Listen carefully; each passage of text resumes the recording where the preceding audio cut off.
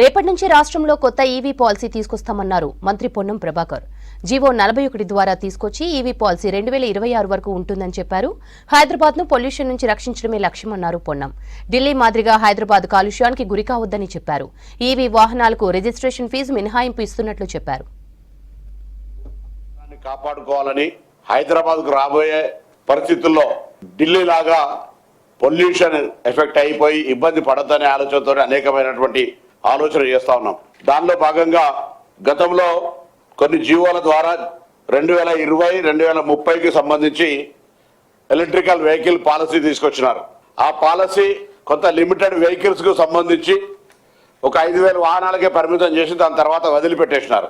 ఈరోజు GO number 41 ద్వారా తెలంగాణ ప్రభుత్వం తరఫున 31/12/2026 వరకు 2 సంవత్సరాల 1 నెల 15 రోజుల పాటు రేపటి నుంచి ప్రారంభమయ్యేటువంటి ఈ యొక్క జీవో ప్రభావం 2026 డిసెంబర్ 31 వరకు ఉంటుంది.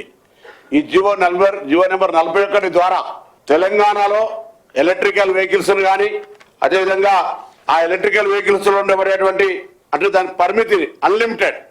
First of all electrical vehicles కి సంబంధించి పరిమితి అనేటువంటిది లేకుండా ఎందరైనా దానివల్ల కంప్లీట్ గా పొల్యూషన్ ఫ్రీ ఆఫ్ హైదరాబాద్ సంబంధించిన విషయంలో చేయాలనే ఆలోచనతోటి అంటే ప్రభుత్వం భవిష్యత్ తరాన్ని దృష్టిలో పెట్టుకొని పేరుకే 2020, 2030 కాలుష్య నివారణకు సంబంధించిన కొన్ని జీవోలు తెచ్చినా కొన్ని పాలసీలు తెచ్చినా పరిమితి సంఖ్యకు మాత్రమే వాడుకున్నారు.